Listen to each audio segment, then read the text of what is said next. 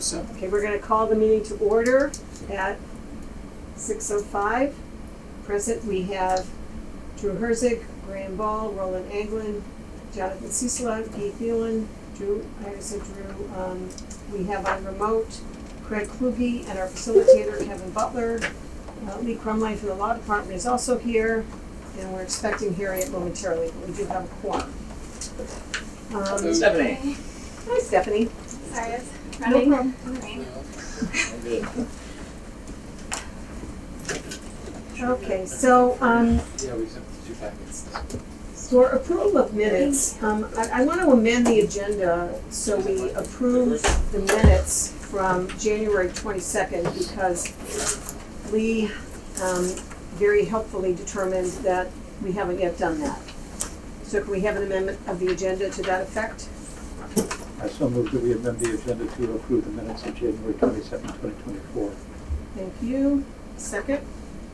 Second. Okay, thank you. Any discussion? All in favor? Any opposed? Okay, thank you very much. I want to, let you know that I got the results from the doodle poll, so I'm now at, does anybody else have any changes to the agenda? Do we need to approve the minutes then too, or? Oh, I guess we do. Can I have a motion to approve? I'll move to approve January 22nd, 2024. Second. Okay, any discussion? Call for question. All in favor? Aye. Any opposed? Okay, thank you. All right, does anyone have any other changes to the agenda? Okay, hearing none. Under 6A, I sent out a doodle poll for additional meetings and suggested 4 potential dates. So on April 27th, which is a Saturday, everyone is able to attend that other than Stephanie. On the 4th of May, the people who cannot attend that date are Jonathan and Stephanie. What day of the week that is? 4th? That's a Saturday. On the 8th, Graham isn't able to attend, and Harriet possibly won't be able to attend. She has another meeting that day. And then on the 11th, which is also a Saturday, Jonathan, Stephanie, and Roland cannot attend. So, what are your thoughts about that? I mean, to me it makes sense that as few people as missing as possible. So May 11th was 3 people. Was it May 8th and 4th were 2 people? At most, And then the 27th was 1 person. yeah. So I would think the 27th and then it being a toss up between the 4th and the 8th. Anybody else have any thoughts on that? Given our schedule, we need to get work done. Why can't we do 3? Well, we could. We could. I mean, I think it's gonna be a real push to get everything done by the 15th. And I think we have to be done by the 15th. And when I say done, I mean a work product that we can share with other people. So it's gotta be nice, by the 15th. We're- But we still have your next sentence, right? So the 20th Yeah, we do. today, and then May 1st and 15th. We have a lot of work to do. And we Yeah, have to be done by the 15th, so. Okay. Thank you. So let me suggest that we plan on the 27th and the 4th, and people hold the 8th in case we need it. And we can revisit that maybe by the 27th. So everybody okay with that? Can we just be, actually, there's day 17th, the next one's the 20th, and now we're saying the 27th, Yes. and then May 1st, Yeah, we have a which is our regular meeting on regular, May 1st. and then May 4th. Mm-hmm. Just want to get that line up. So Mm-hmm. it makes sense to me. Anybody else have any thoughts about that or concerns? Following what Roland is saying, I just don't know, why don't we just plan the dates that we've identified where we could have a quorum? And if by the 4th we don't need the 8th, we just say, hey, everybody gets a free day. Well, that's okay with me.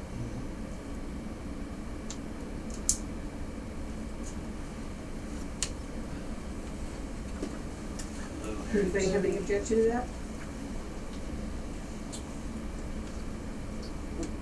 Okay, so we will plan for a meeting on the 27th and the 4th, and we will also hold the 8th, but we can decide later whether we actually need the 8th or not. Okay.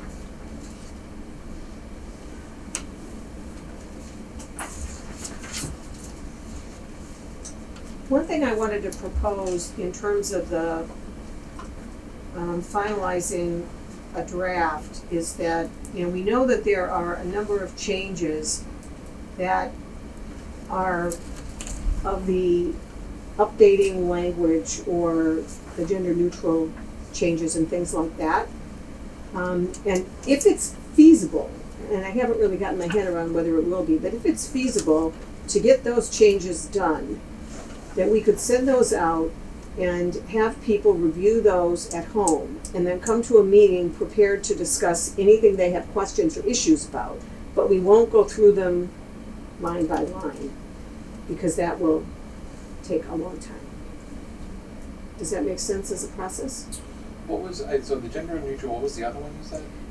Updating language. You know, there are a lot of Oh, changes in the 2019 draft that are really kind of updating language, and they're not really substantive, or like changing numbering and, you know, things like that to make the charter look better and be easier to refer to.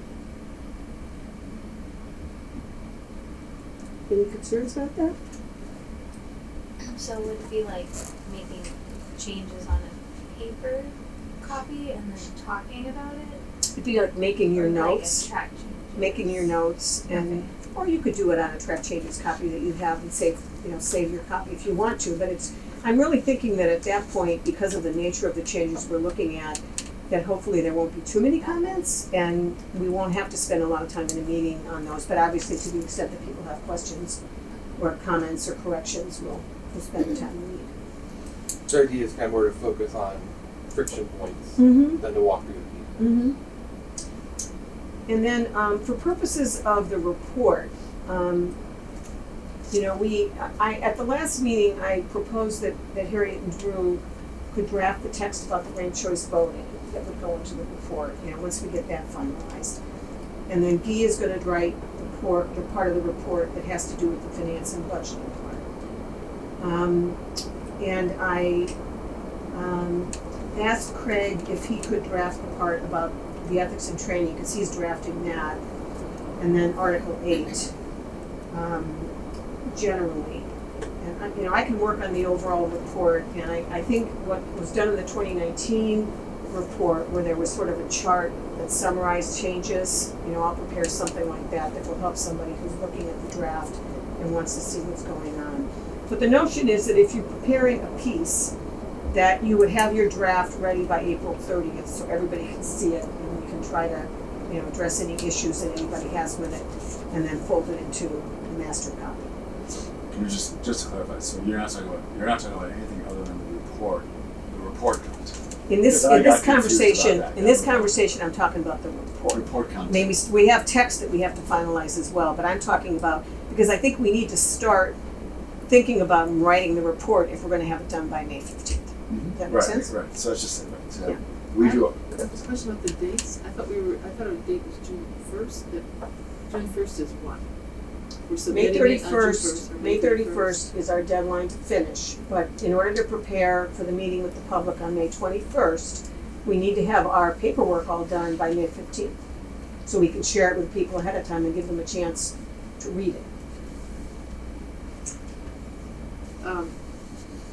For the public to read it? And city council. In advance of the May 21st meeting.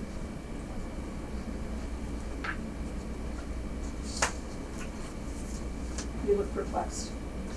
It's just, you know, I mean, seems like the deadlines keep getting closer. Well, I but mean, that's reality. No, but I mean, I was thinking we'd have, the month of May really. Not really. Not if we're supposed to be done by the end of the month of May.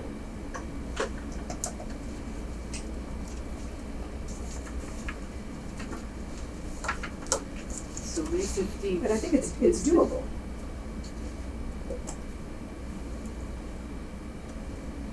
So everything basically has to be done by May 15th. On paper, ready to present. Well, and May 15th is a regularly scheduled meeting, I believe. Mm-hmm. So we would need to like approve the draft. Is that what we would need to do on the 15th? That would be my plan, So and that- so that we're ready to post it. And then what's going to the public is kind of more final. I mean, it would be a final version. What's going to the public will be what we propose. This is what we're gonna propose to city council, subject to getting comments from the community that make us want to change something. I mean, somebody could come up with a great idea that we didn't have, or find something that we missed. So it's not in stone at that point, but we have to have a finished work product to share with people. That's nice and presentable and represents our best work. Does that make sense? Yeah, but also to be clear, that's the report and then the charter / buckets. So it's not the ordinance language, it's not the, Correct. like, that kind of thing.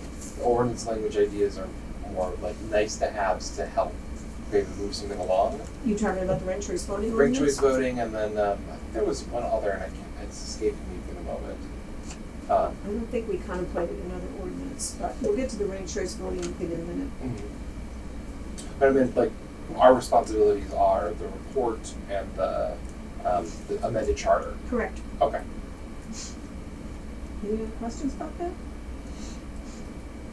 Okay. So I want to just, before we bring Kevin on to talk about the non-discrimination amendment, I want to mention something relating to the ranked choice voting provisions in the ordinance. And Drew and Harriet, I don't know if you saw the email that I sent out this afternoon about drafting the ordinance. So, we had talked at our last meeting about potentially preparing an ordinance that would go along with the charter provision, because the charter provision contemplates that there needs to be an ordinance. And then Drew, you had asked Lee if he could help with that. And the law department suggested that our facilitators should handle that rather than the law department. So the only difficulty there is that we have a budget for our facilitator, as you know, $25,000 budget, and we've only got about $3,000 of that left. So it isn't really enough for him to dive into doing an ordinance. Now, there's some other ways that we can handle that. We've got a way to handle the ordinance. We could have people who helped us with this, they will do the ordinance for us. Okay. So the Okay, law we can try department that. doesn't have to have anything to do with it. Concerning that, there's an email from Kevin about attaching two ordinances, but we don't have them printed out. In your email, you said, please arrange these attachments copied for the meeting tonight, but I'm not seeing it. Okay, maybe we didn't see that, because I sent that out Yeah. late this afternoon, it was about 4 o'clock. But or I so. don't think the law Well, but department. it's just, well, the only point of it was that he found a couple of samples that he thought might be helpful, but you can propose what you think is appropriate. No, and information is better because we can share these with the Fair Vote people, and if it saves them time and their volunteer time, that would be great. I would like to ask a question. They're not volunteers though, Drew. That's the thing, their purpose is to help promote it, so it's not a problem for us to be asking. Okay, but I'd like to ask for clarification though, does the law department feel that they should not be getting ahead of the city council on drafting ordinances for city council? I'm just trying to get some transparency on what the issue is, that, and I completely understand that, but if the law department feels that they only draft ordinances under direction from city council, then at least we'll know what we're working with. I know that they will review the charter amendments we propose, because that is part of their duty. But as far as drafting ordinances for this commission, do they feel that that is going beyond their mandate as far as working for the city? I'm just trying to find out what's going on. I can't really answer that question. Lee, do you have an insight into that? No, Kevin may. Kevin, do you have any insight on that? I mean, I would just say as a law director myself, I would certainly not want to get out in front of my counsel on something like that. I'd want to see if, number one, the council approved of that particular change to the charter before it went to the voters. And let me just tell you from my experience, when we rewrote the Lakewood Charter, we had a number of implementation ordinances that we had to create as a result of that. We reduced our charter from about, let's say 60 pages to 40 pages.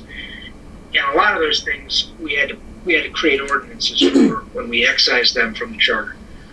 So we set about, after the charter amendments, after the new charter was adopted, we set about drafting those ordinances and getting them ready. But it took some time, and I think we wanted to be thoughtful. We got everything done by about February or so, the year following the full amendment of the charter. I would just think that the law department probably, if they're thinking like I did back then, they want to be measured. Bill wants to be measured about it. He wants to make sure they get it right, and so they just probably want to take their time and wouldn't want to invest the resources in doing that yet. I can't really speak for Bill, but that's just my thinking probably as a colleague of his. Thank you. I'm just trying to find out where the trap doors are as we move forward very quickly. I need to know whether we're going to lose support from, this or that sort of thing, because, we're really, just to know ahead of time that when people are going to say, I'm bailing out on this one, you're on your own, because unfortunately, we have recruited fair vote and ranked choice Well, voting. so actually, I mean, it might be the case that for our own satisfaction, we have an ordinance drafted, but it strikes me that it might be, we're getting the cart before the horse to submit an ordinance to city council. We could say to city council once at the point where they accept this or that change, we can say, well, we can tell them we have an ordinance for them that they don't have to work on, but it seems a little presumptuous to be, before they even decide on this stuff. I mean, I don't know. Well, I would say that if you would prefer to pursue a strategy of presenting the charter language without the ordinance, we could vote on that. And it's fine for me if we have a Well, vote what on are that we and gonna do decide. with the ordinance, I guess is my question. Present it with our findings to city council?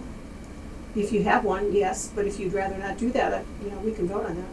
Well, I mean, Well- are we presenting ordinances on any of our other changes? No, but I believe Linda felt that it'll make the council feel more willing to adopt this, to bring it to the voters, if we've already said and we've done some of the homework that will be needed on this. Whether or not your law department decides to use this ordinance language or not, still it facilitates them, it makes them feel like they're not taking on such a large task. But it's that's just a suggestion. Yeah. You can decide that you'd rather Yeah. pursue with it, proceed without it, and we can vote on that. I'm not saying it's. I think it would be important to say to city council, we have enabling, or what I think of as enabling legislation. Mhm. We have the mechanics of this ready and to present to you, and we've ironed out, the difficulties of the local board of elections and all that. It's all ready. I'm not sure, but I'm saying that's one thing we could say to them verbally. Or alternatively, I guess we could present an ordinance, or we could present a statement that, the ordinance is ready, the Board of Elections is cleared, and whatever else they might have questions about. And I guess the third option would be, do you anticipate that we're gonna be sitting down with city council, or are we just gonna hand them a piece of, a big bunch of papers? I would presume that we will send it to them, and if they want to meet with us to go over it, we'll meet with them. But that's going to be sort of their decision. Okay, so we're not planning on making a presentation to city council. The 2019 We could ask did. to make one. I mean, I haven't talked to anybody about that, Yeah. Gary, but you raise a good point. Yeah, I think the 2019 did, and I think it was very valuable. I mean, early on they found that in the archives of the city's YouTube thing, and I looked at some of that, and And that's where they explained, why they are suggesting these things, so that the whole public who might not choose to read the report will get an idea of that kind of thing. I mean, I'm hoping the council will give us that opportunity. Are you talking about the meeting with the public or a subsequent meeting with city It council? was a city council meeting, it was Okay. filmed, it's on YouTube, and we had a Yeah, link early. I think we should discuss it at some point regarding all of the proposed Sure. changes, because I think it would give all of our proposed changes a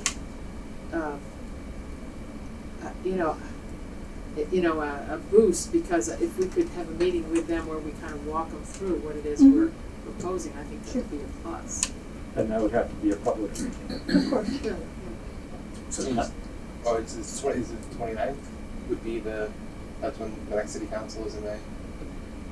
May? Did you say 29th? No, Okay. they don't have a meeting that late. I said the 2019.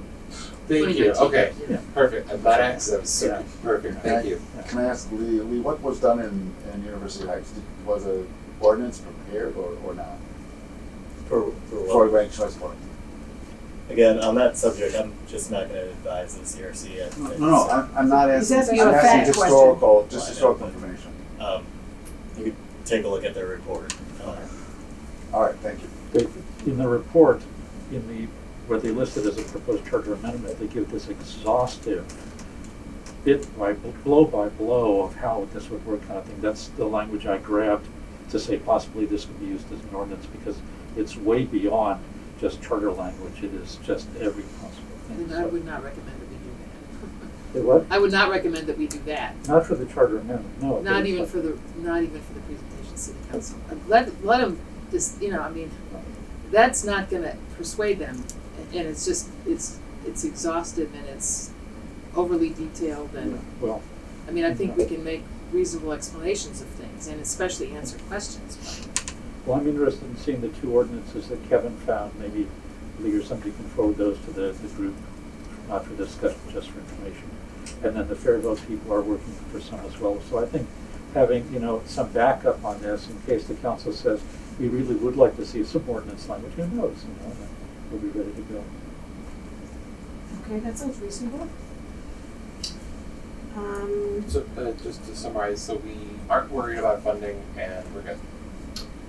Well, we're going to talk on Saturday about the charter language and whatever thoughts you want to share about the ordinance at that point, but I don't think we need to do anything further tonight unless somebody has something. No, to be clear, we won't be using Kevin's time to work on this. Yeah, And there's nothing further we need to talk about not tonight. regarding the Kevin, okay, perfect, thank you. So I want to propose that we talk now about the non-discrimination language. So when we finished with this last time, we asked Kevin to make suggestions about how we could add language that would speak to contracts and vendors. So Kevin, do you want to take it away? Sure. I that day on Saturday, soon after our call, I just wanted to be sure I got something out the door that was in keeping with what I was thinking, and so I sent a couple of examples out just to Linda and I believe Drew and Lee.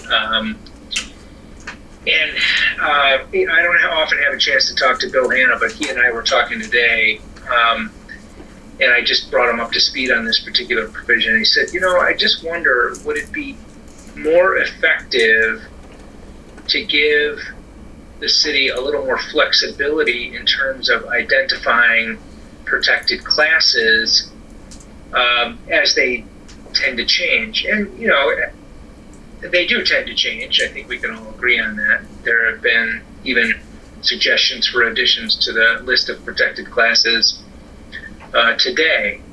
I should say in your latest negotiations, some folks have suggested maybe adding some additional protected classes. And so I thought that was actually pretty good advice.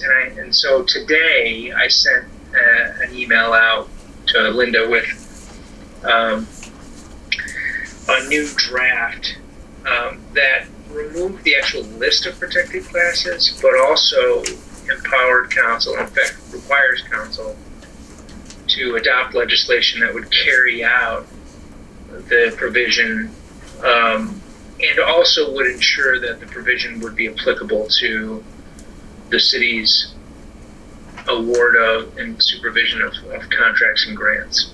So I think you've got that language before you. Is that right, Linda? Yes, it's in the email. Yep, okay. And I'll just explain, I just want to explain my thinking there. I don't, however well-intended the listing of protected classes is, it does mean that a charter change would be necessary in order to implement changes to that list. And so you could, if you believe that council will behave appropriately in the future, leave it to council, as I suggest. And I just thought that was a good conversation with Bill today. I don't want to put words in his mouth, but he's certainly not offended by any of this. At least that's my understanding. It's just that he thought it might be a better enforcement mechanism to give the city a little more nimbleness when it comes to identifying the protected classes. So you'll see the draft in front of you. I created a red line and a clean version, and I'm glad to discuss how I drafted it, how I'm suggesting it. That last sentence really, I think, also goes to what you as a commission discussed on Saturday, which is to ensure that council doesn't do anything to permit its grantees and vendors, those with which the city contracts, the ability to violate the non-discrimination principles that govern the city government itself. I think that actually does, frankly, that last sentence does a better job of doing that than the original draft I sent around on Saturday. I just think it's the drafting of it is a little more elegant, that's all. I like the shall in that last sentence. Mm-hmm. Something I'm thinking about here is that last sentence looks really good. I'm wondering if the main concern is about being flexible enough to add classes to the protected list as more protected classes emerge. What if we, instead of getting rid of the list of protected classes, we adjust that last sentence to say that they shall adopt legislation as necessary to implement this provision, including adding protected classes by ordinance, right? That would be a way that we could put it into the charter that more classes can be added, but then it kind of protects classes from being taken away. Well, I guess. I'm not offended by that idea. I'll step back until I'm asked to weigh in. Sorry, Linda. I'm wondering if you necessarily want to preclude giving city council the ability to take something away if something on the list becomes problematic. I don't know. It's a tough call. So I have a question related to this is, are all of the items we listed protected classes in some capacity in federal, state, or local law? Are any of them that are listed there not currently a protected class? Yes, some in this state, some in other states, but not this state. That's why I really have a concern about not itemizing them. Because if you leave it up to the state of Ohio, a lot of LGBTQ people do not have protections. Well, I mean, we don't have protections in housing. Yeah. We still don't. Yeah. But this won't change it unless the city houses people. Well, it will change it in the sense that the city says that we do have protections in the city. Whether or not the city has housing available, it still says that the city considers us to be deserving of equal access to city services and to that sort of thing. I'm only seeing this new cut-down version tonight. I'm completely blindsided by this. I like the last sentence. I like Graham's suggestion that the council would have possibility of legislation to have protected classes as they emerge. But stripping out all those things mean we are leaving people defenseless, and I cannot agree to that. So what in here is not a protected class currently? In Ohio, In federal, state, or local law? in Ohio law is what you're saying. because we are in Federal, Ohio. state, or Federal, local, I state, mean, all or three. Okay, in California, there are other protected classes. Are we gonna talk He about means the state California? It's a of Ohio. different state, He I so. means the get state that, of no. Ohio. Okay, so you mean Ohio, not state, you mean Ohio. Yeah. Sure. Yeah, thank you. Are you gonna answer now? You know, if I'd been prepared to do this by seeing this stripped down version earlier, I could have done some research on this, but it's like, I don't have all the facts at my fingertips right now, but I would say caste, I'm pretty sure trans people are not feeling at all protected in the state of Ohio kind of thing. I'm not sure about disability, you know, I'm really not kind of thing. I don't know if gender identity or gender expression are protected in Ohio. There's genetic information, that kind of thing. I would by and large guess that at least half of this list does not have state protection considering how Ohio treats its citizens kind of thing. I could do more research, but again, I was not prepared to deal with this because this only came at me tonight. I thought we were dealing with the other version that we had agreed upon as kind of thing. So again, I like the last sentence. I think that could be added to the longer version with Graham's amendment that the city could pass adopt legislation to add protected classes as So necessary. for Lee and Kevin, are any of these, or even Linda and Greg, any practicing lawyers, do any of these jump out at you as not protected? The reason I'm asking is because if we take them out, then they have no protection. And they can't be added because they're not a protected class. Well, there is a county ordinance that has protections for LGBTQ status. I don't know if it specifically mentions gender identity or gender expression, but that was passed recently. And I think that applies to employment. Does it also apply to public accommodation, Lee, do you know? I haven't read that. There was big controversy about it when it was being considered.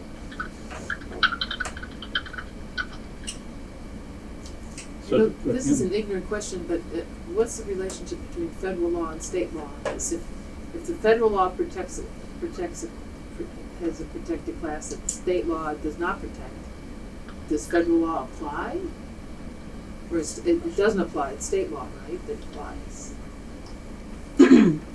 Or a state law would have to specifically not protect it. It really depends on what state you're in and how hostile the state is to that protected class. When my partner and I were legally married in California, we actually lived in Oregon. We were not legally married in Oregon.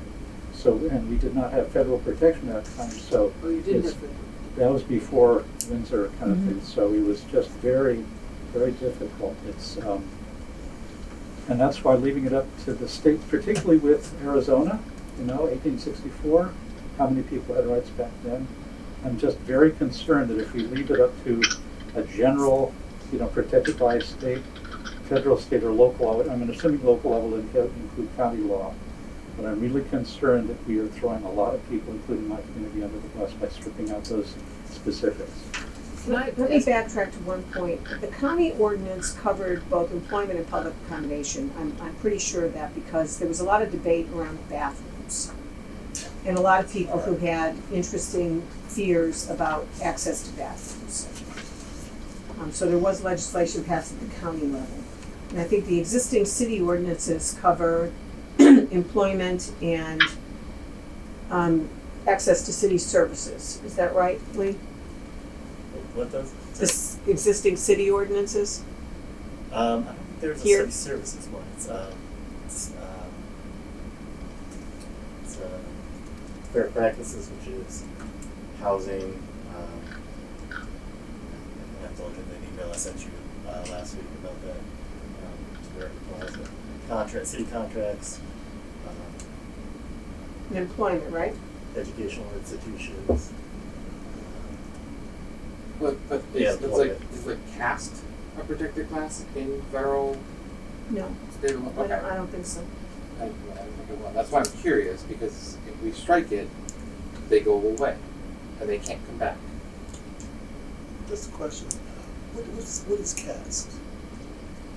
I'm thinking of the Indian caste system with it's technically illegal, but it's still practiced. It's a whole, classes of people. You're born into a caste and you can't move. So it's You like an can't move. automatic stratification in society. Have you heard of I've untouchables? seen it.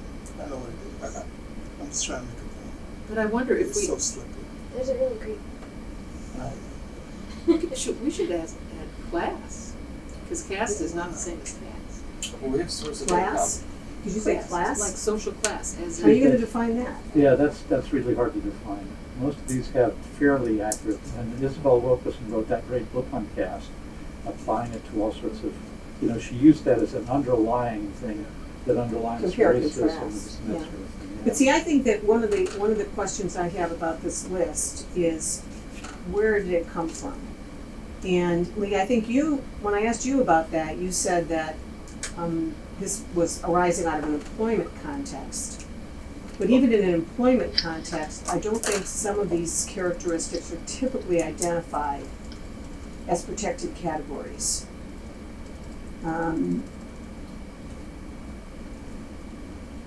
So I'm not sure I understand the rationale for including some of the things in this list. I don't know where they came from. Well, I grabbed a lot of it from the University Heights proposed anti-discrimination policy, and then I looked at other online things because I wanted to make it as inclusive as possible, realizing no list could ever be exhaustive, but as inclusive as possible. Because again, to recognize these communities or individuals kind of thing, to name them, to ground them in the text. Anybody who's working in kind of liberation activism kind of thing realizes how important that is for people to say, yes, I am there, they see me, I exist in that document. I'm not swept into some sort of various applicable classes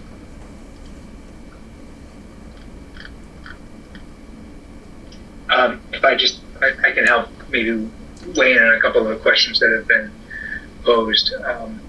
The county's anti-discrimination legislation, which I believe applies to Cleveland Heights, because I don't believe Cleveland Heights opted out, includes the following protected classes: sexual orientation, gender identity or expression, and let's see. It says in combination with race, color, religion, military status, national origin, disability, age, ancestry, familial status, and sex. And it's covered in these three environments: housing, employment, and public accommodations. That should answer the question about what the county legislation covers. I do think it's important to point out, though, that the word local is in there for a reason.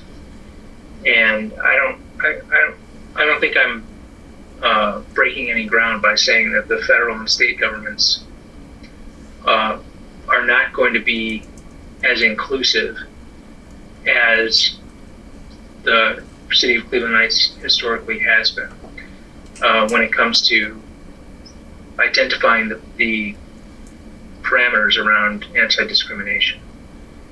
That's why the word local law is included. And I think you could point to the fact that Cleveland Heights has a Chapter 749 in its codified ordinances, and has a provision in its codified ordinances that require vendors of the city to adhere to those anti-discrimination provisions already, as evidence that your local government is going to do I don't want to say a better job. I don't want to categorize it, but your local government is going to be more inclusive than your state government will be. So just bear in mind that the local law provision in the versions that have been drafted before you is meaningful, and it's there for a reason. It's because I believe you'd be able to rely more on your local council than you would on your state General Assembly. So that makes sense to me, but I think I do have some concerns about expanding this beyond what's in our ordinances without really understanding clearly what we're capturing when we do that. And that's why I get a little worried about taking a list that perhaps was intended for a different purpose in a different place And I'm not sure, Drew, where you were drawing this from, or where the University Heights drafting was drawing it from. Well, again, I don't know where University Heights drew it from, but I drew the bulk of it from there. And then I added, it didn't have ancestry, that's a good add kind of a thing, I'm tempted to add that. I would put that just in front of caste, because I think they're related there. Is it national origin? I'm not sure, ancestry seems to cover more than just natural. Kevin, do you have any thoughts on what the word ancestry represents in that list you read from the county? No, I'm sorry, I don't know. I can see if they define it while we're chatting. That's okay. So again, I mean, when you're on the receiving end, you know what it means when you don't have protection for gender expression or gender identity or caste or that sort of thing. That's why it's hard for people who are not in that category to understand the impact of having it and to understand, well, I don't understand what this means. It's like until you've experienced That's bad oppression hominem as argument. Sorry? I just want to point out that's a bad hominem argument. But that's Say it again? ad hominem argument, Which is, which is to say personalizing the argument, is to say you don't understand because just go through it. Please go ahead. It's okay.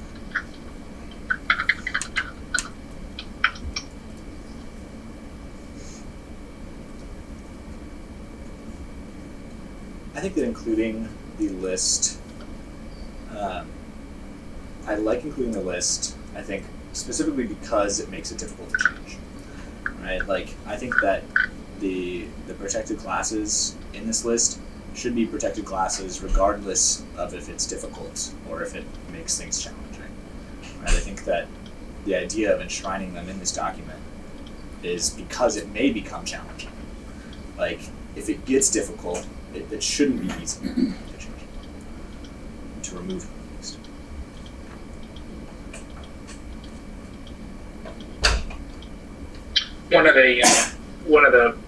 I think that's a very fair point. One of the lawyerly, I guess, countervailing arguments to that one is when you include a protected classification like sorry, I'm looking right now, membership in a collective bargaining unit. Cities sometimes contract with vendors who are known union shops, but sometimes their vendors wouldn't have a reason to be hiring from a union hall because they don't do that kind of work. Or maybe there's a borderline question there as to whether or not the vendor should or should not be hiring from a union hall, but the contract is negligible and nobody would really care one way or the other whether it's a union vendor or not. So I think when I, as a law director, think of unintended consequences, I would wonder whether or not I would be obligated to tell a non-union shop that it can't discriminate against prospective employees or against union membership in its hiring. So maybe it's kind of far-fetched, but what I'm suggesting is that's an example of where there are employers out there that aren't union employers that probably could be. And cities contract with them all the time, and there's really not a lot of disagreement over that based on what kind of contract you're entering into, what kind of services are being provided. And I wouldn't necessarily know whether or not that vendor is discriminating. I wouldn't know whether or not I should be applying that language in that particular setting, and counsel would probably be able to better dictate the parameters within which I need to be enforcing anti-discrimination provisions with respect to union membership.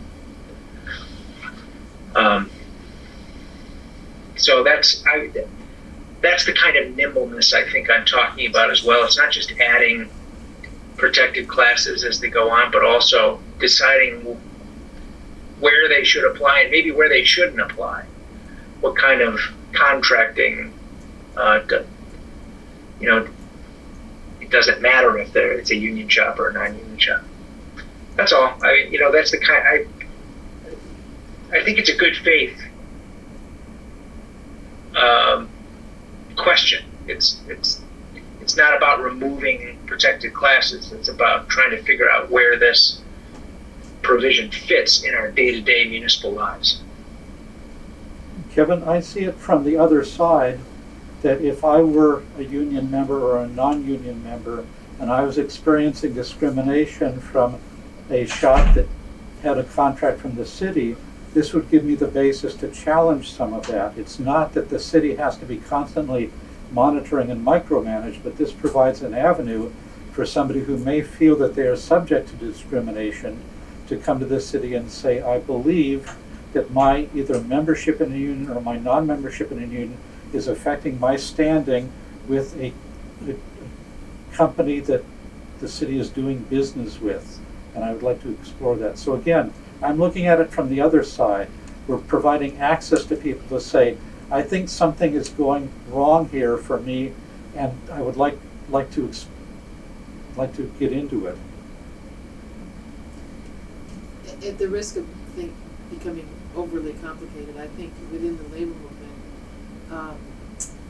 one of the ways people organize is you send somebody into a non-union shop and you organize. Mm-hmm. And those people are heavily discriminated against by their employers.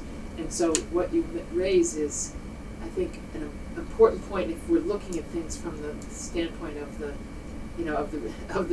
workers and not the contractors. But so that is a huge tip of a huge iceberg. Now, a catering company that somebody is trying to unionize, that a union or an individual is trying to unionize, would, if they get a contract with a city, an employee of that catering company was, say he's going into he or she is a plant to organize, and that vendor, that catering contractor, fires that person. I mean, this is a big deal in the labor movement, but I'm not sure that what is the role and the responsibility of the city of Cleveland Heights on that? I mean, I think it's a question. It's a big deal inside the union movement because people are discriminated against because of their union representation and membership all the time, and it's a huge problem from the standpoint of workers. But I wonder how. I mean, it's removed here because we're talking about contracting, but it is a real issue. It is a real issue that the city could hire a catering company, and somebody who's trying to organize that catering company could fire somebody. They could fire that person. Yes. So then, what would the city then? What would this require the city to do? The city would have to reevaluate its having a contract with that company. Yeah. Since the company discriminates against people based on their, what's the title thing, membership in a collective bargaining unit, then the city would have to reevaluate. That person could bring a complaint to the city and saying, I think they'd have to prove their case, obviously. Actually, in this case, it wouldn't be membership in a collective, it would be membership in a union. Actually, it should probably read that. Because you don't have a collective bargain. I mean, that union person trying to organize that shop does not have a collective bargaining unit with that employer. They're trying to get one. But wouldn't a union be considered a collective bargaining unit? No, you could be a member of the Once established. Yeah, well, that's how you organize. That's Oh, how you organize. You know, if the I join food a commercial union- workers have organizers, and they will go into shops. Sometimes the old way, the miners and Just a the question labor for you. movement. That's how it. If I join a union, am I then a member of a collective bargaining unit? No, you are not necessarily. You could Not be a until you're courtesy working at a member. place where there is a The bargaining unit unit. is a contract Oh, with the it's employer. site-specific, You could be a huh? union member, sent into a shop, a hot shop. Or it might be employer specific. Not necessarily just a site, but like, for instance, you could have a contract with United Auto Workers and you could work at any number of facilities. But I don't know if they probably do one bargaining unit?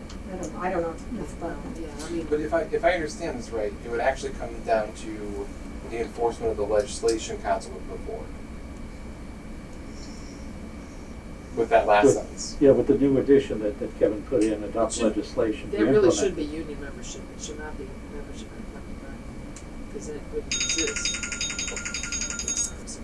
But Jonathan, yes, that the council would adopt legislation to implement this provision. That's what he's added there. See, and this is my main concern is we approve this language and less than a week later, now we want to make changes Yeah. to the classes. And then, Roland, when you like ask a question about caste, is it defined in federal, state? Look, I have no idea. But so, I doubt if it's defined under US law because we don't have castes here. yeah. And then I just did a quick, I thought it was- mine do a quick Google search, and like California talks about caste. That's But it. they're all in Silicon Valley. And we don't live in California. So what? So yeah, I mean, my concern was this happening right now. However, I don't know what to say or do about that. And we don't have a motion. Well, again, yeah, to move this along, I guess somebody should move that we adopt Kevin's new stripped down charter amendment so we can have discussion or not. I don't know what to do. I'm opposed to the stripped down version because, and I think since we've been discussing this for so long and every time people find new things to kind of pick apart to us, that it makes it very hard to come up with something that, I mean, it's. Can I propose something, Drew? Yeah. I will make a motion to add the last sentence to the non-discrimination clauses we approved on Saturday. Because at the very, we can take in pieces. First, just that piece, and then we can revisit the other section if people want to. So the motion would be to add the council adopting legislation to the non-discrimination. The full one. Yes. You're suggesting take the last sentence but put back the crossed out words. Because they're not crossed out in the current version. Yeah, 'Cause we but just to be approved clear, Yeah. in the one we talked about last week, there were some additional words up at the top about contracts and grants, and those are gone because they're in the last sentence. We didn't approve that. We didn't approve No, it. we did. Yeah, Oh, right, this contract, right. yeah. Yeah, I so just want to this be one clear with on the what we're approving. Yeah. So actually, if you go to this big old red line thing, it's like the 4th or 5th page from the back. It's Article 13 is non-discrimination. We just threw it in for the moment, but this is the language purely as what we approved last Saturday. What is the date from Saturday?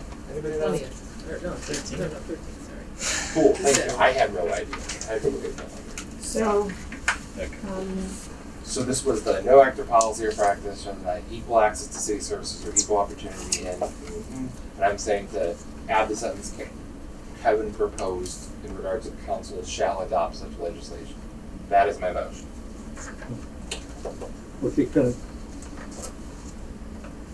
Because after this, Kevin added the language about contracts, grantees and that sort of thing, and I think it's important to have that. I don't think that's in the red line. That's why the motion added it. this No, motion he's talking about is the first supposed to add that sentence. Oh, no. I'm not talking about the blue. I'm talking about this. The only addition would be the sentence at the end that states the council shall adopt such legislation as is necessary to implement this provision, including to ensure the city may enforce these objectives in its award and supervision of contracts and grants. Now, would you accept a friendly amendment to switch membership in a collective bargaining unit to union membership? I would rather deal with that in a separate motion. Okay, all right. I mean, Yeah. because that just opens that lovely can of worms. Right, okay. Kevin, a question. Does adding that last sentence cover contracts and grants in a way, if we remove that other proposed language you had, will it still be covered? Yeah. I'm asking. Yes, and I think actually, and I may not have been so eloquent in saying it, but I think it actually does a better job than in the draft that I sent around on Saturday. So I would certainly encourage you to swap out the version that I sent Saturday for this additional sentence as has been proposed in this motion. Okay, so And if you Jonathan, wouldn't mind, Madam Chair, And you, I just want to point out, I submitted this version today just for your discussion and consideration. Drew, you were taken aback by it. You may have used the word blindsided. yes, That was not my intention. My intention was just to see if I could come up with a version that I felt maybe as a law director, having spoken with Bill, would provide a little more nimbleness in the future. It was not in any way intended to suggest to you that these classifications shouldn't be important to you or anything like that. okay, So so Jonathan's just proposal. I want you to know that. The current Article 13 non-discrimination that we have in the red line version, and add the last sentence of Kevin's proposal today, is that correct? yeah, the one that is with the council shall adopt, and then it ends with contracts. Great, and checking with that, that gives the coverage that is important to me. If that's your motion, I'll second that motion. We've talked a lot about this. Can I call for a question? It's okay with me if you call the question. Question. All in favor? Favor? Aye. Any opposed? Hands? Any abstain? So it's only 4-4. Wait, we didn't, wait, Yeah. How many in favor? Give me a show of hands. Oh, 5. 5. 5. How many abstain?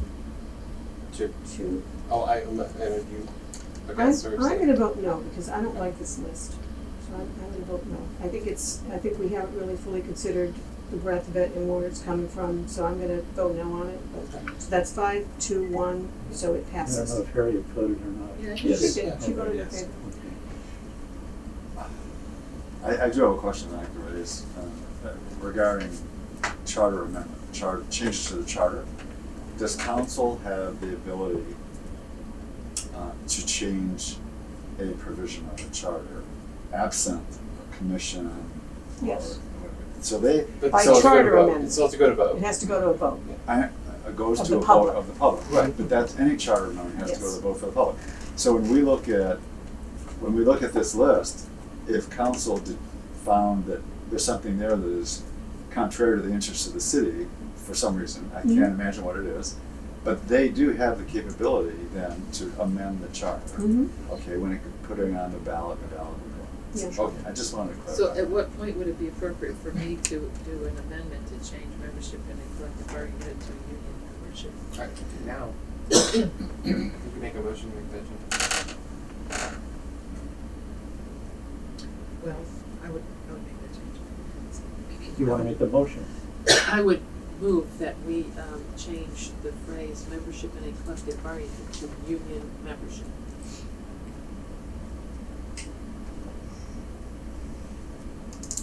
I'll second that. Does that cover as much? And again, I Well- apologize for not knowing. It's much broader.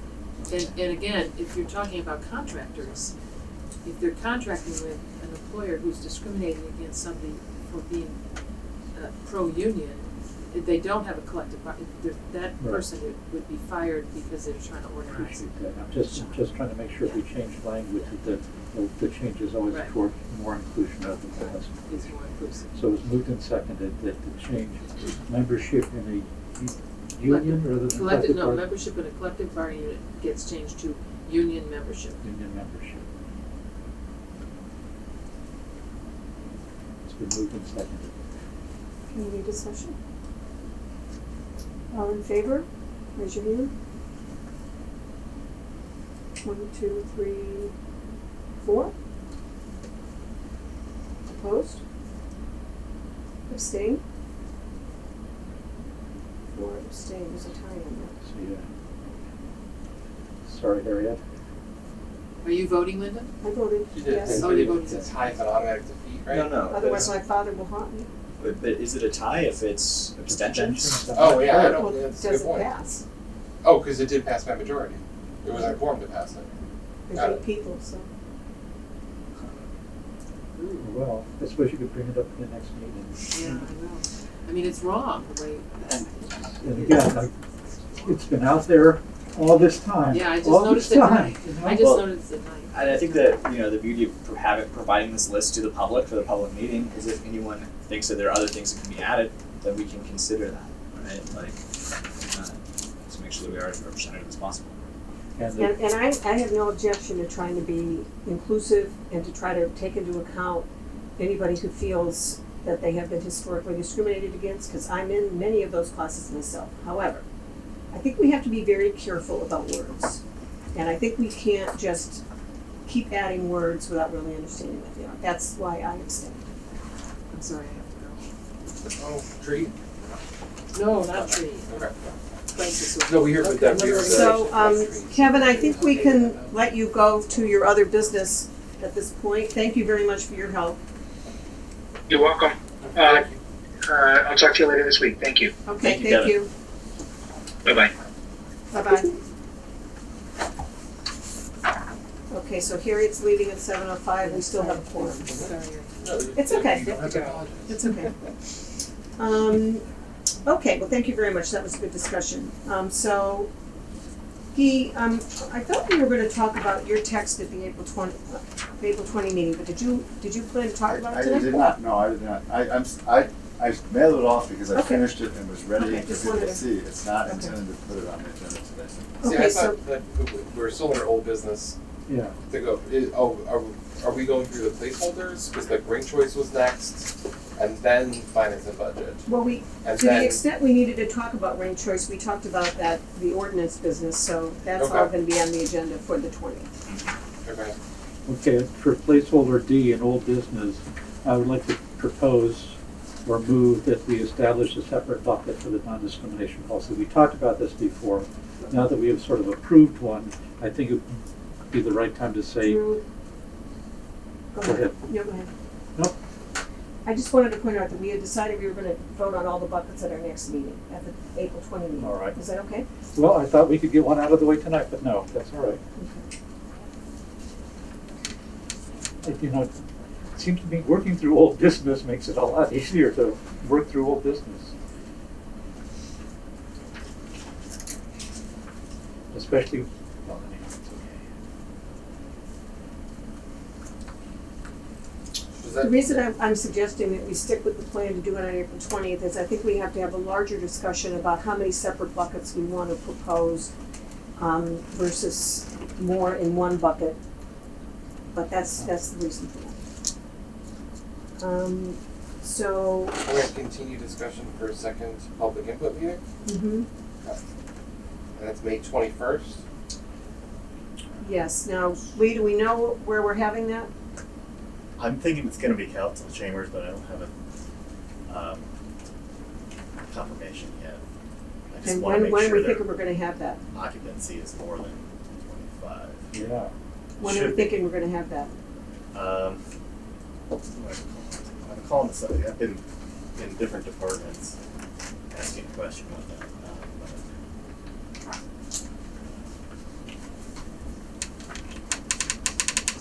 If I can track down the right person, it should be a quick answer. But it should be like the middle of the day or evening. Well, what do For you mean, people who work, Did you say when? where? Where? Oh, I'm sorry. I thought you said Because also we said can't when. use Sorry about that. the executive conference Got it. room, Got it. Got it.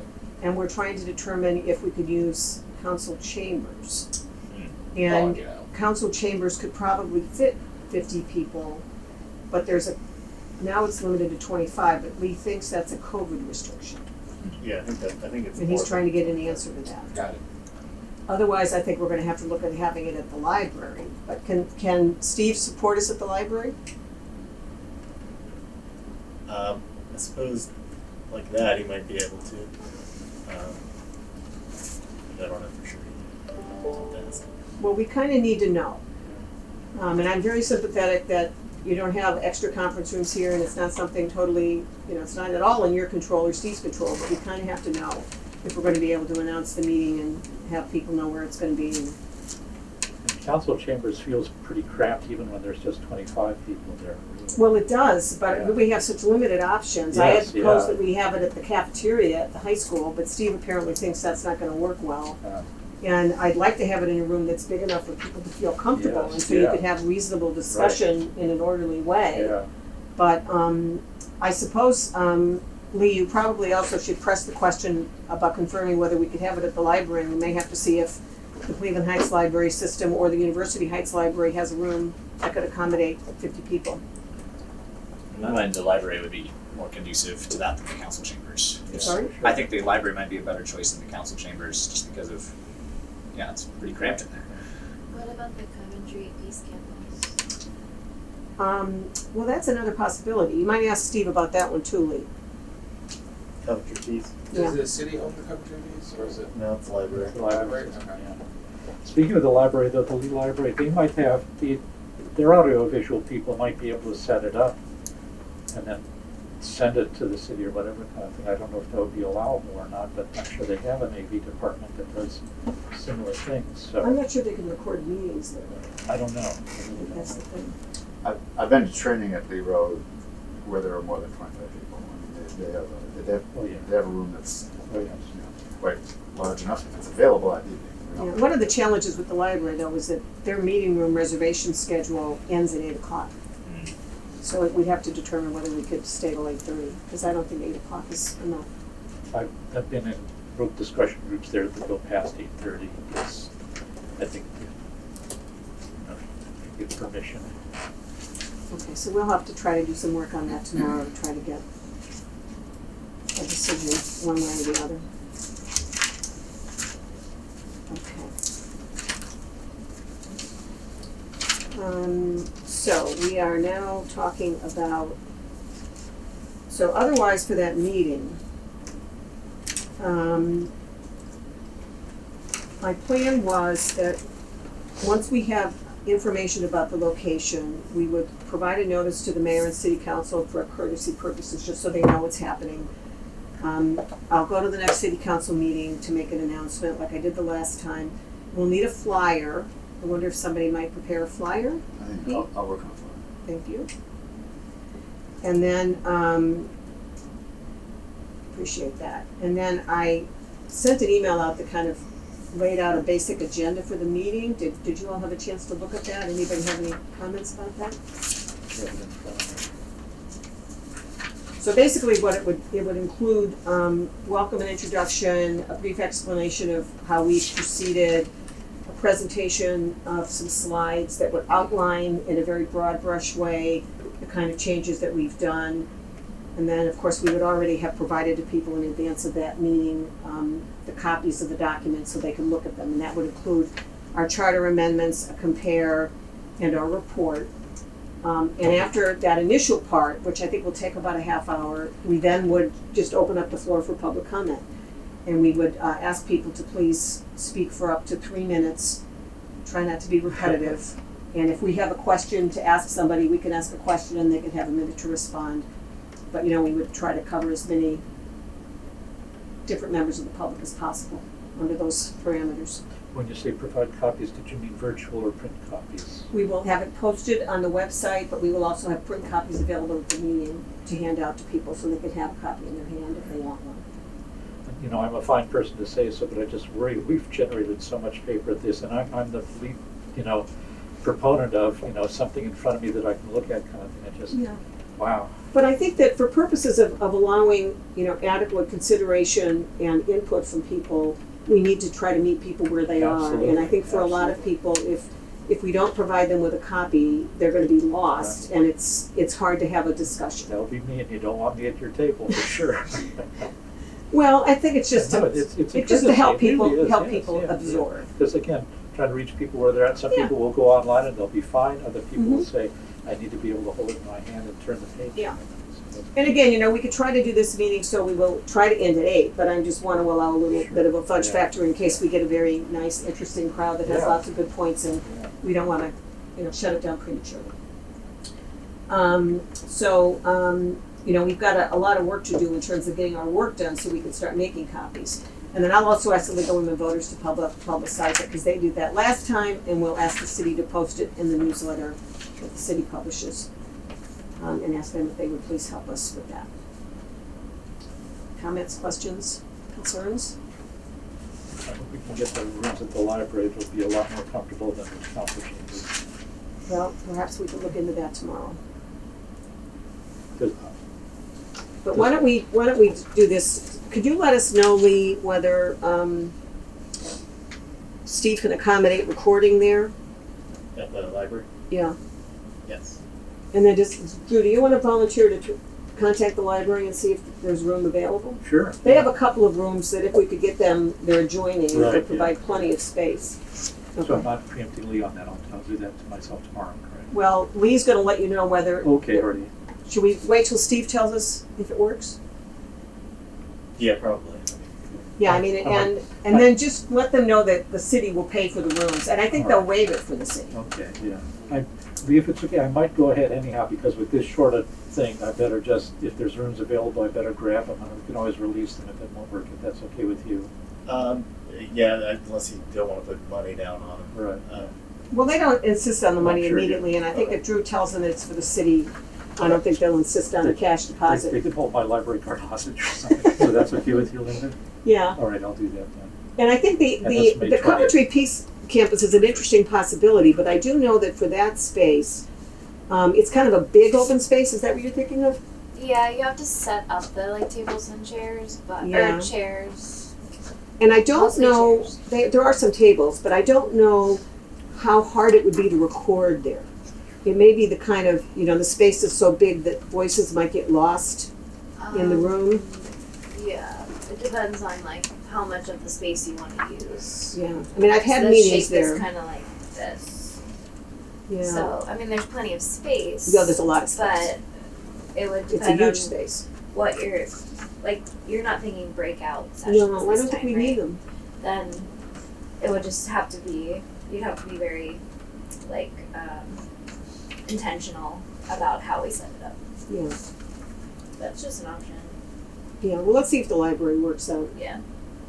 And I know that University Heights Library has a room that probably seats 60 people, but I would try the Cleveland Heights branches first. I honestly don't know what kind of meeting facilities are available other than at the Lee Road Library. I know they're reopening Noble, Yeah. but I don't know what kind of meeting rooms are available there. I'm not sure if it'll be fully, I don't know. I think they're opening soon, aren't they? Yeah. It was discussed They've at been the city publicizing council it, meeting. for sure, yeah. Now, University Heights is out of Cleveland Heights. I know that. Yes, I know that. It's better to have it in Yes, Cleveland for Heights, sure, but yes, yeah. if Cleveland Heights doesn't have a space for Right, us, yep, yep. See what I can we do. have it in my family room. If there's 60 people there. So May 21st, try and get to 8:30 if we can, all right? Yeah. Thank you. Sure. All right. Thank you all very much on that. So moving right along, we're now talking about what? Talking about It's been Mr. Rowland's presentation. you're on, Roland. New business. Well, let's hope it's not Salary. so much of a presentation. I was tasked with reviewing the salaries portion of the charter, and look back at the charter that was done in 2017 2019. And I talked to Jeannie Gordon to get some background, and she was very helpful. After taking a look at it, I didn't really see the need for any changes. In fact, my concern was just can the Civil Service Commission handle a review of salaries every 4 years? That's still an open question, but I'm willing to go with the affirmative that they can handle it. I was concerned about the 2 versus 4 years, and that's something I'd like us to discuss, whether we should have a salary review every 2 years versus 4 years. Linda and Lee were very helpful in going through a red line copy of the charter provision for the mayor, because that wasn't clearly spelled out. I should ask, do you all have it in front of you? You got it last Saturday. Mm-hmm. I mean, I have it digital. The draft we got last Saturday. No, That's right. don't have it? Well, I'll share mine with you. Okay, thank you. So we're looking at 3.5, so the red line. Are these the same? I mean, it's Yes, this yes, one, yes, not yes. that one, right? Okay. Yeah. Oh, I mean, it's in there. So It seems, and just, well, it seems like it matches the red line pretty close. yeah, except for when we get to 12.4, both Linda's draft and my draft are a little bit different. And I'm willing to exceed and just for the sake of parsimony, not look at the proposed addition, but there is a proposed addition that I suggest.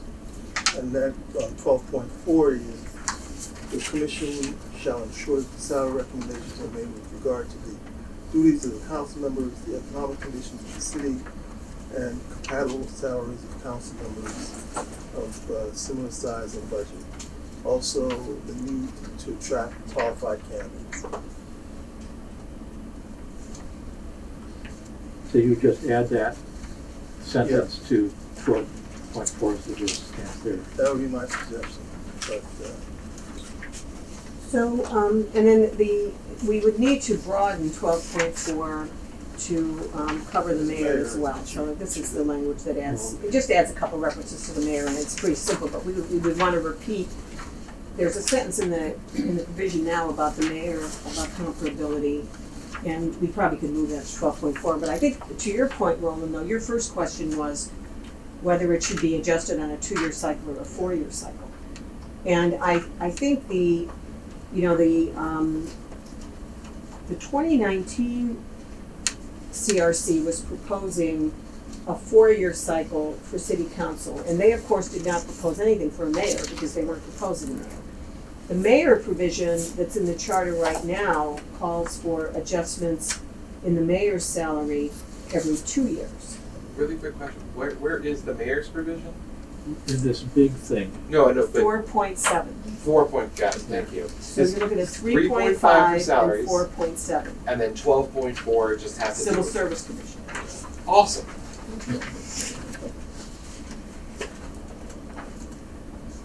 so it would seem to me, if we're worried that a 4-year period would be too much for the Civil Service Commission, a 2-year would be way too much. So I would suggest moving the mayor's to the same 4-year period for salary review.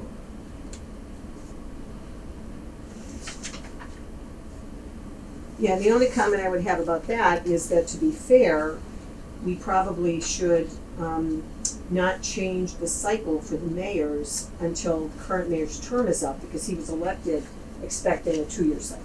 Right. So I think it's kind of unfair to Right. change it on him in the middle of his term. So we have to put some time start. Yeah, yeah, that's just my suggestion. and if I could add, I'd like us to think about whether it's realistic to keep people in abeyance for 4 years. I know they're public officials, but they are people too, and they're not doing this just out of the goodness of their heart. So should we look at review them at the salaries every 2 years? Yeah, I think based on that, which is a good point, is just, it should be every 2 years. Because of look what's happened in the last 2 years, and just in terms of inflation and whatnot. I mean, and that if it's in the charter at 4, I don't see a large harm in going to 2 years. Like, I don't imagine there's a large administrative burden to it, because if I was a Civil Service Commission, I would ask someone or contract, like you would want someone to do some kind of compensation review that's competent. It's not bound to determine that the city council has to decide. Okay. So I think the other point that I think is interesting to note is in some cities where they have the Civil Service Commission offer an opinion, they say something like the Civil Service Commission will make a recommendation, and if the city council doesn't reject it, the civil service recommendation is accepted. So in other words, it takes the city council out of the hot seat of making a decision on their own salary. The 2019 Charter Review Commission report commented on that and said that they decided not to take that approach because they felt that city council should, man up, for lack of a better term, and, accept the responsibility for making a decision. So, the other thing that I've noticed in looking at some of these provisions and commentary is that oftentimes there's sensitivity to having people vote on raising their own salaries during the term. So if everybody's on the same cycle, everybody in the category, like if all city council is on the same 4-year term, it's relatively easy. You could say you could only pass a raise and it's not going to be effective until the first year of the next term. But when they're on staggered terms, that's really hard to manage because you don't want to have different people in council have different salaries. That's worse. And I think there's enough political pressure that I'm not really worried about city council going crazy and granting themselves, monumental salary increases. I just don't think that's. That's a really good point about the stagger. Yeah. So I don't have a problem with putting them both on a 2-year cycle. To your point, I don't want to be unfair to them. They don't get paid very much. City council certainly doesn't get paid very much to begin with. And- They're all full-time, right? No. Oh, no. No, I meant the expectation. The mayor's full-time, Yes, council's part-time. absolutely. Okay. So regardless of rate, you can get into the individual rate, but from an hour spent on, the expectation is part-time for council. That's the expectation. So I do want to raise the question, Greg, are we in favor of the idea that council has to take a vote to contradict the recommendations of the commission, of the Civil Service Commission? Because I actually like that. Okay, I think that there's. You like which? I like the idea that basically we've asked a group to do a review. They supposedly have competence to do this review. They've come forward with this is based on data, based on the available information. This is what should be done, and I think it recognizes the value of their work and the importance of their work instead of just making it, well, if council wants to do something, they can. Because there are so many pressures in that regard. And as you said, at least at the council level, there's no competition for the money. It's not a competitive. I don't think it's a competitive compensation. Well, I want to point out that the way it's written in the draft right now, the Civil Service Commission provides a report. So they're essentially making a recommendation. City Council has to consider it. They don't have to follow. So the Civil Service Commission should say, we think you should have a 5% raise. And the City Council could say, thank you very much, but we think 2% is quite enough. And I think that's okay. Yeah. I think that's okay. I think they should be able to take it into account and then make a decision, and the voters are going to express their views on whether they think they acted reasonably or not. Would that include if the council decides they want more rather than less? Yes, because they're going to have to live with the Yes, that's consequences. true, yes. And I don't think that they're going to be frivolous about raising their, especially going above what's recommended. Well, especially if we add Roland's sentence about the commission shall take into account all these things, Mm-hmm. so that will inform the suggestion they make to Yeah. council, and then council will have to deal with Yeah. that kind of thing. So that sounds good. Yeah, and I think that the language that's in the provision now for the mayors says, the mayor's salary shall be comparable with the salaries of mayors of other cities of similar size and market conditions. Whereas the city council one says, with regard to the duties, the economic condition of the city, and comparable salaries of council members in cities of similar size and budget, plus the need to attract qualified candidates. So my only question about that is, should the language on the mayor be different than the one for city council? For instance, should it reflect that it's a full-time job? There are other cities that have part-time mayors, and I think it's only fair to think that a full-time mayor should get paid more than a part-time mayor. So I think that makes sense. And I think it certainly is also appropriate for the commission to take into account the economic condition of the city. So I'm wondering if we should look at the language that Roland proposed and have that apply to both of them, and say it should be made with regard to the duties, the respective duties of city council members and the mayor, taking into account that the city council members are part-time and the mayor is full-time. And then otherwise, it's gonna be comparable salaries of city councils or mayors of similar size and budget. So if I understand this right, it would be, okay, so it's 2024. Let's say this starts in 25. 2 years, 27, the Civil Service Commission would look at the mayor's salary and make a recommendation. And then in They would all go on the 29. same cycle. Oh, Well, that would be- every 2, yeah, every 4 years or 2. I thought it was 2 years for the mayor, 4 years for We're the council. suggesting 2 years for 2 everybody. years for everybody. Thank you. However, how do you deal with that weirdness of the stagger? Yeah. I don't think you need to worry about it so much because the purpose of having the salary increase not take effect until like the next year is to try to avoid self-dealing essentially. But when you have staggered terms, I don't think you can really do that without ending up potentially with different salaries for different classes of city council. And by classes, I mean the people who are elected in this 4-year cycle versus the next 4-year cycle. You can't have them on different salary schedules. That's not appropriate. So even though it's reviewed every 2 years, it wouldn't take effect before. No, it would take effect the January after the review. The January after they make their decision. So they're gonna get a report from the Civil Service Commission, So let's say they get it in, I don't know. even number years. There we go. So So again, this is what it's 2000. really gonna say is in every odd number year, council will consider adjustments to the mayor and the council members for the 2-year term commencing on the following January. So there will be a period then where council will have different salaries, right?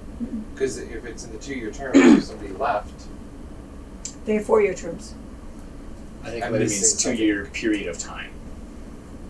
Rather yeah, than 2-year terms. Yeah, we're not suggesting 2-year terms, we're suggesting Yeah, a right. 2-year cycle for reviewing salaries. So if Roland starts today, and the commission says, okay, for the next 2 years, you're gonna make an extra buck. But I started 2 years before him, are we now making the same thing? Like, that's what I'm missing. The idea is everybody's gonna have the same salary. Just card Yeah. it doesn't matter when you're out, Right. when you're new, it's good. Right. Kind of make it to the position and not the person. Yeah. That's the Everybody gets a raise. Okay, so if I happen to be here, you happen to come in at 2 years, you get a raise quicker, and I'm now but we're making it the same. Well, everybody gets adjustment potentially every 2 years. Got The it. council doesn't have to do an adjustment every 2 years. They could say, no, we're not making adjustments now because we can't afford an increase. They can make that decision that they're okay where they are. And then they're recommending an ordinance, right? At least in 3.5 salary Yeah. talks about an ordinance. Yeah.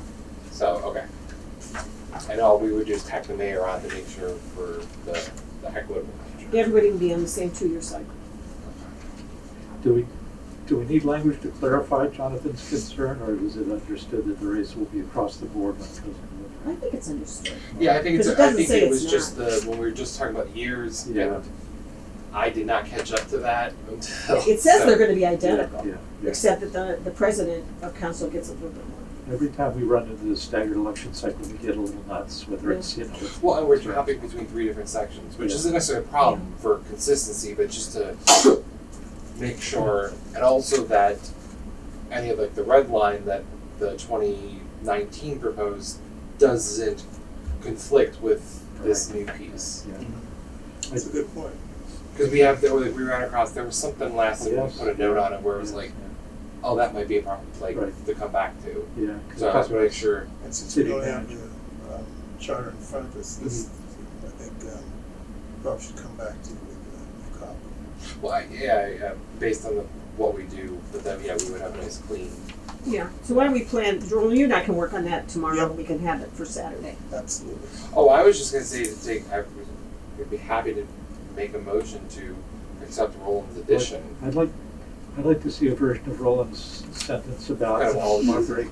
No, I'd like to see that also add, because there's a separate section for the mayor's Mm-hmm. salary. And I think it would probably be cleaner to add that in that section as well, Mhm. because the Oh, I other see section what is you're just saying. council. Mhm. But it would need to be adjusted to talk about full-time mayors. Yeah. And otherwise, I think it's good stuff, but I'd Yeah. like to Okay. adapt it to the mayor's section as well, if that's okay with I agree with you. I think what Yeah, we I might guess wanna we- do though is look at 12.4, where we do the compensation review, and there's a sentence there about the council members, so we can put the sentence for the mayor there. So all the salary adjustment stuff is in one place. Then We take it out of the Make mayor's cohesive. Yeah, but then we should probably change 12.4, the title of 12.4. Strike Yeah. council from Yeah. that. Well, that's what I did here. Council and mayor, Yeah. okay, yes. So is everybody following that? So the heading of That 12.4 would be Saturday. council and, it would be council and mayoral salary review. Yeah, but the idea is that we would have votable, clean language for Saturday. Yeah. Yes. For all of, yeah. And it should be a quick discussion Saturday then. It's never, I mean, is that on the Jonathan, don't give up so easily. Come on, Jonathan. I gave up long ago. We're making progress. We're making progress. Okay. Thank you. It's just purgatory, Jonathan, it ends at a certain point in time. That is good. So we have initiative referendum Oh, that's on here? and recall numbers? You circulated He that, is didn't on you? here, yes, he did, it was last go, we don't have physicals. We didn't vote on it though, did we? We got No, it We last didn't- time. We didn't even look at it. All We right, delayed a lot of stuff for it too. yeah. But we have it. Yeah, they look like this. Oh, I There's a did little bring, I don't chart. have anything from last go. I mean, I had Last time. Let's see. Oh, cool.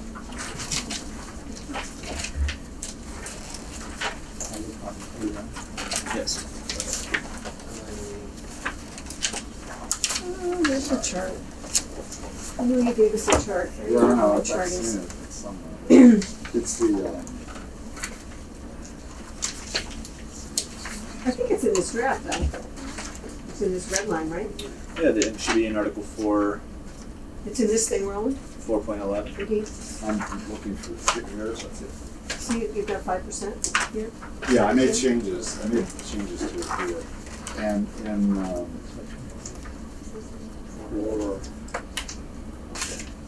Well, The only thing we're talking about tonight is the number of voters who have to approve one of these things. and that can be on this one? It's in it this is little one reflected in that starts with Article 4, the mayor, and then if you look at the bottom of the page, it says Article 8. Yep. Can I That's- have that? Do you have it? I have it. Cool. I Do did, you well, have it? you helped me I out. I was trying to find the other one. Hopefully there hasn't been updated. This is 8 initiatives, Can you find the that? bottom of the first page. Yeah. Are you looking in the big one? Yes, Who's got the recall? I thought we were looking at the recall. We'll start with initiative. Okay. Just go back a few pages. Okay. So the goal is to look at numbers. Yes, the new numbers. So take it away, Guy. Okay, so if we have this version which says the First Amendment Charter in the upper left-hand corner, sections related to initiatives, referenda, and recall. So, and if we look, turn to page 2, I believe. In the paragraph that's carried forward from the previous page, what I'm suggesting is that we move to 5% from 10% of the total persons who voted in the most recent regular municipal election, and if I can find my table.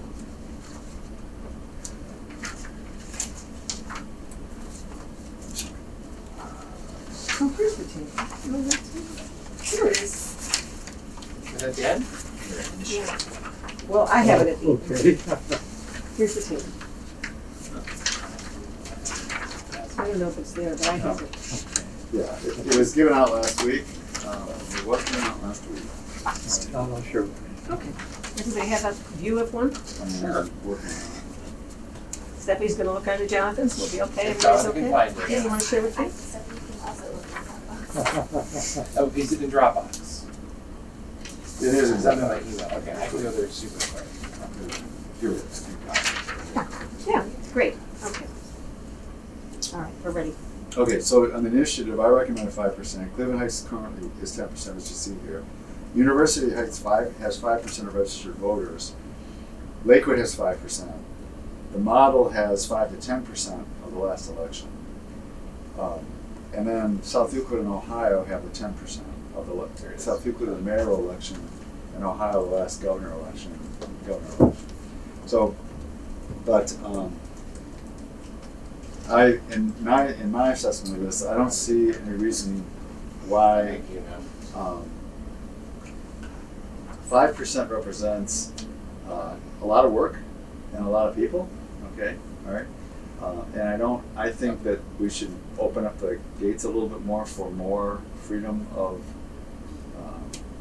submission of initiatives and all. And so by 5% would be easier to attain than a 10%. That's why 5%. It's also, as I said, Lakewood and University Heights are already at 5%. I have respect for them. Any comments or Well, I questions? was wondering, in a previous discussion, were we talking about giving specific numbers, or was that about something else? That was about petitions for people to run for office, Okay. nominating All petitions. right, great, thank you. So my only concern, initiative is to propose any legislative measure that would repeal ordinance, resolutions, or other measures. I don't have a solution, but yes, 5% lowering it, but then people could kind of go hog wild and try repeal. No, pause, please, if you will. All right. So the provisions here for the initiatives and referenda and recall are separate. Yeah, so I'm this talking about the applies- initiative, Yeah, okay, so this one applies just to the initiative. which is any legislative measure, including the repeal of ordinance, resolutions, or other measures. If we lower the threshold, that gives a minority of citizens faster access to undo council decisions. Just pointing that out. I thought repeal would be referendum, wouldn't it? Yeah, I'm sorry. I'm just reading here at the very I know, bottom, I know. Article Yeah, 8. Yeah, so It's a good catch. Well, I was just because I honestly was like, what's an initiative again? And then it told me, which actually kind of makes me curious. Then what the hell's a repeal or Referendum. I thought a referendum, well, I guess the difference is that a referendum says, Yeah. we want to propose an ordinance to the people for a vote. Can I interrupt? Yeah. Man. So this is like a preface, all right, and it's just saying that we, the people, reserve to ourselves the right to repeal initiatives, repeals, and other measures adopted by council. But the specifics here relate only to initiative. A legislative initiative petition must contain yada yada yada. Okay, which is 5%, and then when we get to referendum, it says, so we reserve to our referendums on the next page, but that's when we talk about the percentage necessary for the referendum. The 5% does not apply to the repeal of the referendum. But Right. the initiative says, by initiative position to propose any legislative measure, including the repeal of ordinances. And if you continue, this is where it gets weird. By repeal of ordinances, resolution, or measures adopted by the council, approved by referendum vote. Huh? But I mean, I just don't. I don't know the difference. And if you read it, referendums in the initiative language, Mm-hmm. and it might make sense to someone like political sciencey, but I mean, just straight up, cool. Like I don't know. No, that's confusing. Yeah. And I'm guessing they're supposed to be very separate. Like I know a referendum, and off the head, I was like, referendum was like proposing new stuff, and initiative is maybe taking it away. Is that? Well, Does anybody know? I thought of initiative as proposing something new, and Okay. referendum, Well, no, the referendum is if council has voted to adopt something that has not yet been enacted in the referendum, and we gave it like a 30 or 40 or 60 day. Okay. That was the referendum. Okay. It's like full cord to stop train kind of thing. Got it. So referendum would pull guard stop hearing. Yeah. Initiative would be like, I don't like that thing from 10 years ago. Yeah, exactly. That anything that's Okay. already standing.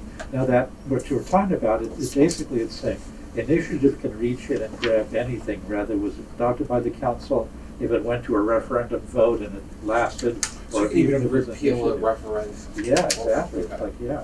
the reason it popped up is like I was talking to somebody about the whole well, any state issue that's challenged, you can get a minority of citizens on any political aisle pushing forward to undo, and he's like, you'd be amazed at how many fail to get the support, so he never hits the threshold. And it was just one of those like, is that a good barrier to entry? There is that concept of nuisance initiatives where people really do abuse it. They've got the money and the time to just go out and flood a legislature with just to tie their hands to do anything Well, significant. and some stuff. Probably not an issue in Cleveland Heights. But Yeah, and the 5%'s not a bad thing. The initiative, the 5% gets it to ballot, or just in front of the council. Well, so I'm reading through in section C, then it says that it gets in front of the council must address it, and then if they don't address it, then it could go to ballot. Or so the petitioner could demand that it go to the ballot in its original form, or that it be submitted to a vote on council. Okay. So there's additional barriers to entry, and 5% would just allow it to all persons who voted in the most recent regular municipal. Now, is that how the mayor got is that how the citizens for elected mayor did this? Was through the initiative? Yes. Yeah, so or is it referendum? That would have been in the charter amendment section, initiative. Say that again, I'm sorry. That'd be in the charter amendment section. Oh, and how they amended the To amend the charter. Oh. I see. But initiative could, well, because it has to be a legislative. Okay.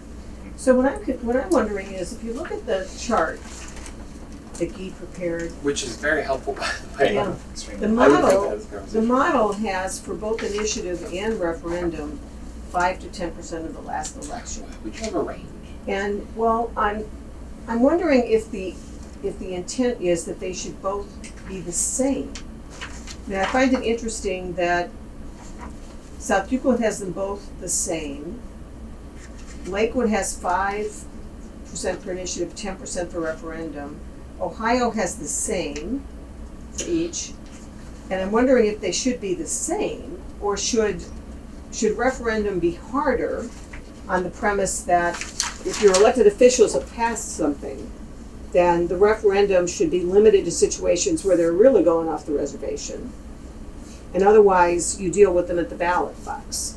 Yeah, that's what I just thought, was thinking is you want the referendum harder because you've got enough steam to push back against something because it's fresh in everyone's mind, whereas an initiative is a little bit more time has passed. Like, it's not as hot of an issue. The referendum you want to pull, like you said, pull the emergency cord, so 5% of people might not be a good idea, but 10 a little more barrier, whereas the initiative, I mean, they could be the same, they could be, I just don't think a range like the model makes any sense. So can I just offer, when Yeah, the what model, was your thought? so when the model presents 5 to 10, they're just saying that, they're just saying that they believe that any number Got there it. between 5 and 10 is appropriate. They just don't come forward and say you should have this or you should Got have it. that. But it shouldn't be less than 5 and it shouldn't be more than 10. Okay. Is what they're saying. That helps. That helps a Okay. lot. Thank you. And I'll put in my argument about initiatives and referendum. Initiatives are really, they start with a clean slate. It can be anything that the people in the community want to see happen in the community, all right? And that could reflect the fact that council isn't aware of or isn't sensitive to, yada yada, whatever it is, as opposed to a referendum, which is somebody had, something has been passed by council, and people are upset about it, and 10% is 15% right now. Okay, everybody else is at 10%. Approximately, 10% of the models between 5 and 10. So I think that in the referendum, we're basically trying to call our legislative body to task, say you've done something we don't like, okay? And I would go for the wisdom of our sister cities, which says 10% is enough to keep nuisance out of our experience. At the same time, it provides it provides the ability of people to come forward and say you've done something we don't like and we want you to reconsider. I just thank you. Totally not related. It's 7:50. That's all. Yeah, I always get to talk at the last 5 minutes. That's my role. Okay, fine. So it's No, I'm just. Well, Yeah. I agree with bringing it into line with the other things, and I agree with the 40-day, because 30 days is a scrambling. Well, I'm sorry. What I learned last week with Kevin's help is that the 40 tracks Lakewood's 40 days before it's implemented.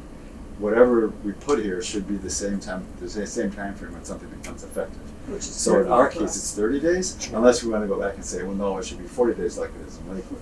But nobody's brought that up, and nobody's discussed that. Well, when I think So- about 30, the 40, it just feels awkward, and everyone's kind of used to 30. Yeah, and but- kind of- Yeah, and I was just saying, really want to give more liberty to people to add, and not feel less, but still, it does make sense that it has to be aligned with Yeah, when something that's, becomes that's too effective. bad, because 30 days is pretty tight. But It's if very it's gonna tight. go into effect in 30 days, then you gotta get it in.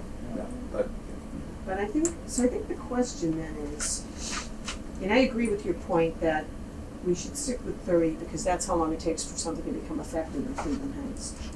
So then the question becomes whether we're comfortable with 5% for initiative, 10% for referendum, and then for recall, you're proposing 15? what? I'm proposing 15. For It's- everybody? The council so and it But starts there's on- no change. Mayor's no change. So 8.3 recall, I see to the 15% under removal of council member. And then where else did you change? So for the mayor, is it different for the mayor? The mayor's 25% of the last mayoral election. Okay, so it is different. And today council is 25% also, not before 180 days in office. So I don't look at the time change. I don't want to do anything with the time change. But my idea about the council is that we've got 7 council members. 7? Yeah. We have 7 council members. All right. We have 1 mayor. So to recall the mayor when it's this sole person in the position is more disruptive to our community than to say one of the council members is really off off the deep end. And we want to bring that person back in, or at least make sure that we keep that person. So that's why that one I can see 15. And yeah. So when you say 15% of last election of office, or the specific officer being recalled? No. The idea there is that if you're trying to recall the mayor, then it would be 15. It would be 25% of the mayoral election. That's what's in the charter right now. If you're trying to do the council, then it's 15% during the last time any council members were elected. Any election, Yeah, any any council election. election, okay. Any So, election. so even if I got elected before that, my recall threshold would be 50% of the last council election. The last election, Oh. council members were elected. Okay. Makes sense.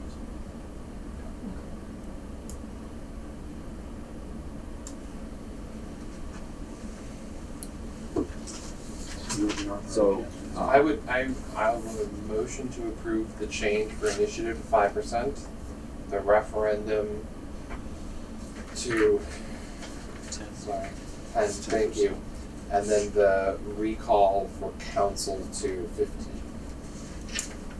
That is the motion. And then going with the 30-day limit on the referendum. Yeah, I was just keeping it Exactly, consistent, right. yeah. I'll second that. and discussion, more discussion. Call the question. You have to stop calling questions so quickly. That's All what. right, Jesus. does anybody have any discussion? If not, then let's call the question. Okay, all in favor? Any opposed? Any abstentions? Everybody voted yes? Mhm. Thank you. Thank you. Okay, Thank you. You have the last 5 minutes. all right. So, let's see where we are. On that glorious agenda. Got a few minutes. So, Guys, all right, Greg, I'm sorry you hung in with us, but I'm not sure we're gonna get to the proposed changes in removal or ethics. well, that's okay, he asked for an extension anyway. Okay, great. will it be ready for Saturday? Yes, right, Greg? Yes. Okay. Because I also, I haven't put forth any of the gender neutral language, and I was aiming for Saturday as well. Go for it. I'm also aiming for the land acknowledgement to have that ready by Saturday. Oh, Uh, I've been talking with some folks. So we'll have enough to do on,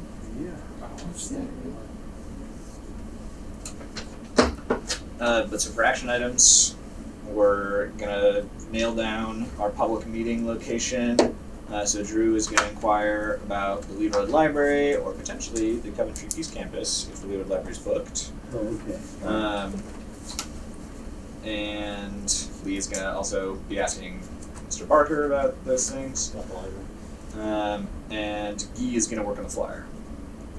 That's all the action items I've got. Well, I might throw in the gender neutral language will be ready for. Yeah, all the April reports for the- Saturday. Right. Yeah, and Reports for then Saturday. land acknowledgement. Because the other two are actually here already. Right. okay. Can I, I'm gonna go back farther in your meeting, to Harriet's motion on, change from collective bargaining to union.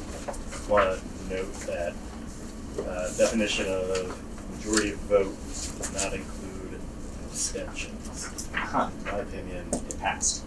but that's a parliamentary decision for the chair. I can read the definition. So essentially, it would say that 4-4-0 against, and then the Yeah. 4 abstentions do not matter. More than half of the votes cast by persons entitled to vote, excluding blanks or abstentions. More than half. But does it have to? This was Does it have half. to be quorum? But it excludes abstentions. Yes, I mean, The you have quorum's quorum. 5. Oh, But you have quorum Cool. regardless. But the vote doesn't have. So if it was 1 and everyone else abstained, there is which okay. I'll follow. So abstentions don't count as votes. Right. That's So what if all the it's- votes counted, cast, you got a majority with 4. I'm cool if that's what Lee says. Is that, do we want to? That was my understanding. Okay. Okay. So that's how it goes in. Harriet will be so pleased. Can I, so let me just offer.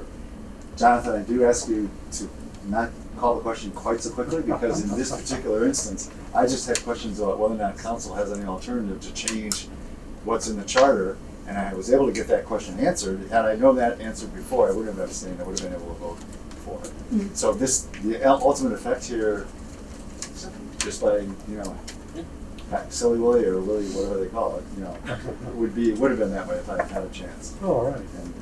And I know it's important to call questions, Jonathan, we can just. Here's what throws me off. The reason I do it is we talk about stuff before there's even a motion, Yeah. and in theory, what the hell's the point? If it puts something solid forward, let's discuss it all day long. If we're going to talk ahead of it, then why do we need discussion for the vote? I feel like when the motion is put forward, it clarifies for me, like some Okay. like potential questions or like, and sometimes I'm on the fence, but in the discussion or like I don't feel like something has risen necessarily to the point of bringing it forward in terms of motion. So if I'm hearing correctly, it's my understanding is the way we're doing is we'll discuss before, then we'll do a motion, and we'll continue to discuss. Is how we would like to do it. Yeah, I think That's fine. I mean, you can see I was procedurally confused and doing it wrong. So for the future, True. Yeah. we will strive to have a motion first and then discuss. I think there's value in discussing before the motion too. But I mean, we Well, could do that. in the sense we had to tonight, because we had new information that we weren't prepared, at least, the new text that Kevin had sent that was new to us tonight. We needed time to kind of assimilate that before we could make a motion. And I think that after we make the motion, the discussion should be a little bit more focused, because sometimes people continue to take the free-range discussion mode into the post-motion discussion mode, if you follow me. And I think discussion more tailored to the motion on the table would make less steam come out of your ears. Well, it's just the frustration of I thought the one discussion was replacing the other, Yes. but it sounds like the motion is also eliciting new questions. Yes, exactly. I think so. Okay, That's been my that's good to know. I appreciate it. Yeah. But I I'm think- explicitly going through it too, Yeah. because if I just say I understand, Right. I'll do it again. If I don't, so it's like okay. And I think we, as a group, we have to say, the pre-motion discussion can be fairly free-ranging, because we're still just kind of, spitballing. But when we've got a motion on the table, the discussion really has to be I focused think on that's that. smart. Okay. That'll help everybody, I think. So I move that we adjourn. Second? Did we discuss Do that? we have a second? I'll second. Discussion? Any discussion? I call All for in the question. favor? Aye. I Any opposed? Okay, Survived thank it. you all.